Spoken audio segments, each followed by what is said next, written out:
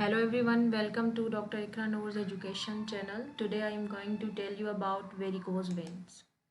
Varicose veins swollen, twisted, enlarged veins हैं जो कि आपको under the surface of skin नज़र आएंगी।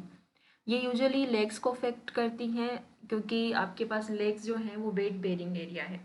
स्टैंडिंग वॉकिंग के दौरान प्रेशर यहाँ पे ज़्यादा बढ़ता है, तो इस कंडीशन में अगर आपके पास वेन जो है वो वीक हो जाती है तो ये आपके पास डेवलप कर सकती है वेरिकोज वेन को। हम इसकी मैकेनिज्म की थोड़ी बात करते हैं। जैसे कि यहाँ पे दिखाया गया है कि ये आपके पास हेल्दी वेन्स हैं, ठीक है। हेल्दी वेन्स के अंदर फ्लो जो है वो नॉर्मली हो रहा है, जो वेल्व हैं वेन्स के अंदर वो ओपन एंड क्लोज प्रॉपरली हो रही हैं जिस तरह उन्हें होना चाहिए था। लेकिन अगर हम बात करेंगे अफेक्टेड जो है वो वेन्स की, इसके अंदर क्या होगा कि जो वेल्व है वो आपके पास यानी कि क्लोज नहीं हो पा रही प्रॉपरली जिस तरह उन्हें होना चाहिए, ठीक है। तो यहाँ पे क्या होगा कि जब वो क्लोज नहीं हो रही तो ब्लड जो है वो अक्यूमुलेट होता रहेगा जिसकी वजह से जो वेन्स हैं वो आपके पास इनलार्ज होंगी और वहाँ पे जो है वो अक्यूमुलेशन ब्लड की स्टार्ट होना शुरू हो जाएगी और फिर वो स्ट्रक्चर को अपने चेंज करेंगी, ट्विस्टेड होना स्टार्ट हो जाएंगी। सही है। अब हम आ जाते हैं इसके साइन एंड सिम्टम्स के ऊपर। साइन जो है वो आपके पास एंड सिम्टम्स कुछ आपको फिजिकली नज़र आएंगे, जैसे कि ब्लू मैश नेटवर्क आपको वेन्स का नज़र आएगा over the leg near the knee joint और एंकल, आपको ज़्यादा इसकी अपेयरेंस मिलेगी, ठीक है। ये ऑल ओवर लेग के ऊपर मिलेंगी, लेकिन यहाँ पे जो है वो ज़्यादा चांसेस हैं कि आपको ज़्यादा अपेयरेंस मिले। देन पेशेंट को जो है वो काफ मसल्स में क्रैम्प्स फील होंगे ड्यूरिंग नाइट। देखिए ड्यूरिंग नाइट जो है मसल आपके पास क्या होते हैं, रिलैक्स कंडीशंस में होते हैं, सर्कुलेशन इनहिबिट होती है, तो उस दौरान जो है वो क्रैम्प्स ज़्यादा पड़ रहे होते हैं क्योंकि कॉन्ट्रैक्शंस मसल की इतनी ज़्यादा नहीं हो पा रही और फिर अगेन जो है वो आपके पास वेन जो है वो अफेक्टेड है। वेन्स का जो अपेयरेंस होगी आपके पास स्किन की वो डार्क पर्पल या ब्लू टाइप आपको मिल रही होगी। वेन्स आपको बज़ाहिरी ट्विस्टेड और जो है वो बल्जिंग आपको नज़र आ रही होगी लेग्स के ऊपर। हैवीनेस पेशेंट को फील होती है और पेशेंट को बर्निंग जो है वो थ्रोम्बिंग सेंसेशंस फील हो रही होती हैं। पेशेंट का पेन बढ़ना शुरू हो जाएगा जब वो ज़्यादा देर तक बैठेगा या खड़ा रहेगा, क्योंकि एक ही पोजीशन में जब आप बैठते हैं या जो है वो खड़े रहते हैं तो सर्कुलेशन तो हो नहीं रही, ठीक है। तो इस कंडीशन में पेशेंट का जो पेन है वो बढ़ जाएगा। इचिंग पेशेंट को उस एरिया में होना स्टार्ट हो जाएगी और आखिर में क्या है कि आपके पास स्किन की डिस्कलरेशन स्टार्ट होती है अराउंड द वेरिकोज वेन। अब हम बात करते हैं क्लासिफिकेशन की। देखिए क्लासिफिकेशन एक तो क्लिनिकल बेस पे है, इटियोलॉजी के बेस पे है हमारे पास, ठीक है। देन आपके पास पैथोफिजियोलॉजी के बेस के ऊपर आ जाती है। ये हमारे पास स्टेजेस हैं 0 से लेकर स्टेज 6। 0 कोई भी विजिबल आपको पेल्पेबल साइन वेनस डिजीज़ की नहीं नज़र आ रही, यानी कि नॉर्मल कंडीशन है। अब C1 की बात करेंगे तो यहाँ पे आपको टेनल जेक्टेजिया मिलेगा, यानी कि रेटिकुलर वेन्स के अपेयरेंस मिलेंगी। अगेन इतनी ज़्यादा बल्जिंग नहीं होगी, नोड्स नहीं होगी, लेकिन अब अपेयरेंस शुरू हो गई। C2 के अंदर वेरिकोज वेन्स की अपेयरेंस स्टार्ट हो जाएगी, यानी कि नोड्स आपको मिल रहे होंगे। C3 में एडिमा भी साथ साथ डेवलप हो जाएगा। C4 के अंदर अब पिगमेंटेशन, यानी कि स्किन ने अपना कलर चेंज करना शुरू कर दिया, ठीक है, क्योंकि सर्कुलेशन नहीं हो पा रही। फिर है हमारे पास C5 के अंदर आपको अल्सर मिलेंगे, लेकिन वो हील्ड मिलेंगे। बाज़ाहिरी ऐसा नहीं लगेगा कि बहुत बड़ा जख्म है, लेकिन जो लास्ट स्टेज है हमारे पास C6, उसके अंदर एक्टिव आपको अल्सर मिलेंगे, ठीक है। देन हम बात करेंगे कॉज एंड रिस्क फैक्टर्स की। देखिए हमने जो फिजियोलॉजी पढ़ी उसके अंदर हमने डिस्कस किया कि जो आपके पास वेल्व्स हैं वो वीक हो गई हैं, प्रॉपरली क्लोज भी नहीं हो रही। अब इसकी वजह से क्या है कि प्रेशर कंटिन्यूसली जब बढ़ेगा तो इलास्टिसिटी जो आपके पास वेन्स हैं वो लूज़ करना स्टार्ट हो जाएंगी, ठीक है। ये आपके पास एक कॉज है। दूसरा है कि जो उनकी वॉल्स हैं वो स्ट्रेच आउट हो रही हैं, वो भी अपनी इलास्टिसिटी को लूज़ करेंगी। अब अगर हम रिस्क फैक्टर्स की बात करें तो हेरिडिटी, अगर किसी की फैमिली हिस्ट्री में ये है वीक वेन्स का मसला तो वो डेवलप करेगा आगे जाके, ठीक है, चांसेस हैं।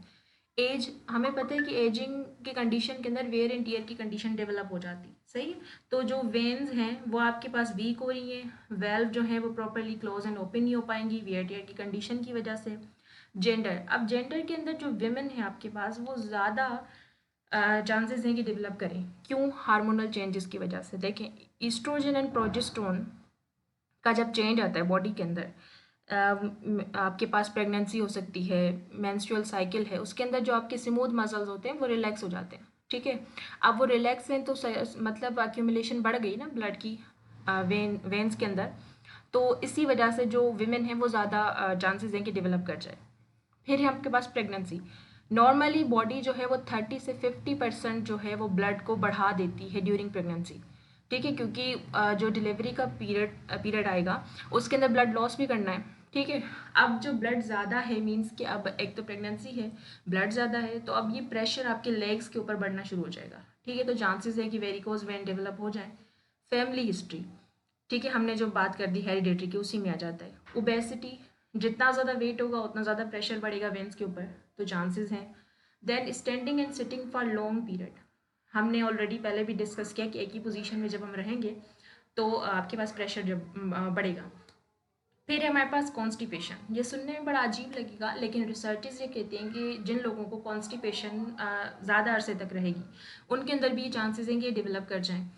देखिए कॉन्स्टिपेशन में होता है क्या कि नॉर्मली आप स्टूल पास करने से ज़्यादा प्रेशर लगा रहे होते हो। अब वो प्रेशर जब बढ़ता है तो वो एब्डोमिनल प्रेशर को आप बढ़ा रहे होते हो, ठीक है, और पेल्विक जो प्रेशर है वो भी बढ़ रहा होता है, जिसकी वजह से वेन्स के ऊपर प्रेशर आ रहा है और ब्लड जितना सर्कुलेट करना चाहिए था अब वो नहीं कर रहा। आप एक पोजीशन में प्रेशर लगा रहे हैं, ठीक है, प्रेशर की वजह से ही ग्रेविटी अपना प्रेशर लगा रही है तो सर्कुलेशन इनहिबिट हो रही है, ठीक है। तो चांसेस है कि कॉन्स्टिपेशन, और अगर मैं अपनी बात करूँ तो मैंने 2 ऐसे केसेस देखे हैं जिनको जो है कॉन्स्टिपेशन ज़्यादा अरसे तक रही और उनको वेरिकोज वेन था। और भी उनके अंदर मतलब रिस्क फैक्टर्स हो सकते हैं, बट अगर हमने हिस्ट्री टेकिंग की मैं बात करूँ तो उनको कॉन्स्टिपेशन थी, काफ़ी अरसे से थी, ठीक है जी। डायग्नोस हिस्ट्री टेकिंग हमने कर ली, हमने पेशेंट से पूछ लिया, ठीक है। उसके बाद हम एग्जामिनेशन करेंगे। एग्जामिनेशन एक तो फिजिकली आपने देख लिया, आपको नज़र आए, फिर आप पेलपेट करेंगे नोट्स को, ठीक है।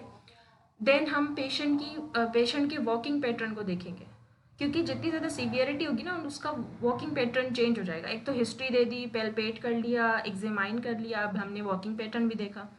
फिर हम दूसरी जो है इन्वेस्टिगेशन के ऊपर आ जाएं तो एंजियोग्राम एंड वेनोग्राफी, ये दोनों आपके पास ब्लड सर्कुलेशन को डिटेक्ट करने के तरीके हैं। नॉन इन्वेसिव एक्सरे, जिसके अंदर आप sorry invasive not non invasive, invasive procedure जिसके अंदर आप डाई को यूज़ करते हैं और आप जो है वो देख रहे होते हैं कि कहीं पे सर्कुलेशन इनहिबिट तो नहीं है, जिससे आपको पता चलता है कि डीवीटी की भी मतलब है या नहीं है। जहाँ पे ब्लॉकेज होगी वहाँ पे आपको डाई नज़र आएगी तो आपको पता चल जाएगा।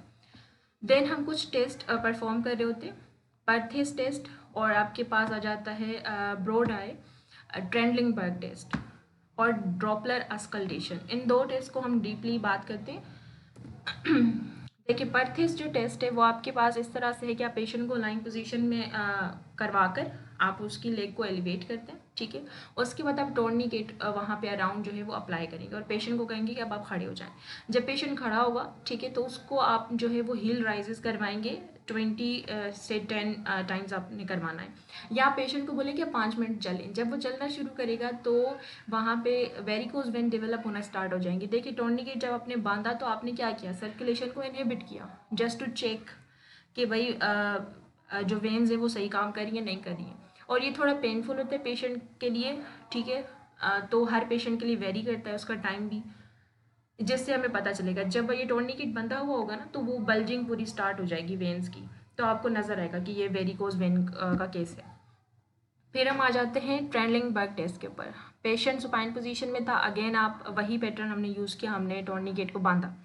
लेकिन अब यहाँ पे क्या है कि आप सिंपली पेशेंट को खड़ा करेंगे और 20 सेकेंड के बाद टोर्निकेट को खोल देंगे। जब आप खोलेंगे अगर वहाँ पे रैपिड फिलिंग होती है ब्लड की, ठीक है, तो ये इंडिकेट करता है कि वेरिकोज वेन पॉजिटिव है।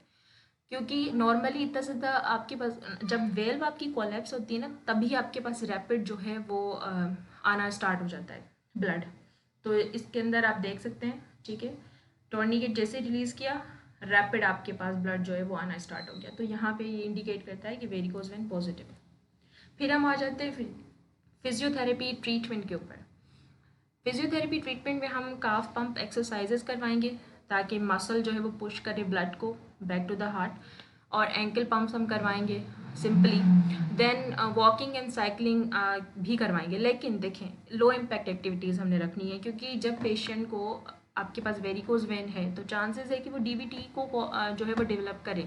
तो हमने बड़े एहतियात से उसको फिजियो करवानी है। फिर कंप्रेशन थेरेपी। कंप्रेशन थेरेपी आपके पास जो है बैंडेजेस होती हैं, आप रैप कर रहे होते हैं, ठीक है, या मतलब स्टॉकिंग्स आती हैं, आप उनको पहनाते हैं, जिससे क्या होता है कि प्रेशर आप जब अप्लाई करें, कंप्रेशन प्रेशर ही है, वो जब अप्लाई होता है तो सर्कुलेशन आपके पास दोबारा सही हो जाती है, ठीक है। डायलेटेड जो वेन्स थी सॉरी, वो अब आपके पास अलाइन हो गई है, जिससे इंक्रीज हो जाएगा आपके पास ब्लड सप्लाई। देन उसके बाद है हमारे पास पोजीशनल एडवाइस। हम पोजीशन एडवाइस करेंगे पेशेंट को कि आपने दिन में 3 से 4 दफ़ा above the level of heart elevation करनी है लेग की 15 मिनट के लिए, ठीक है। जब एलिवेशन की तो क्या हुआ कि ब्लड वापस टुवर्ड्स द हार्ट उसको ज़्यादा हेल्प मिलेगी, क्योंकि आपने वो थोड़ा एंटी ग्रेविटी आपने कर लिया, ठीक है।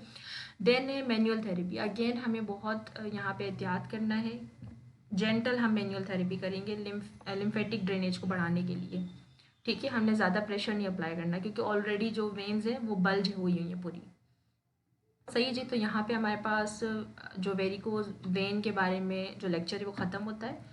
आई होप कि ये आपके लिए हेल्पफुल होगा। अगर है तो जो है वो लाइक करें, सब्सक्राइब करें, ठीक है, हमारे चैनल को। और जो भी क्वेश्चन है आप उनको कमेंट्स बॉक्स में ड्रॉप कर सकते हैं। Thank you so much.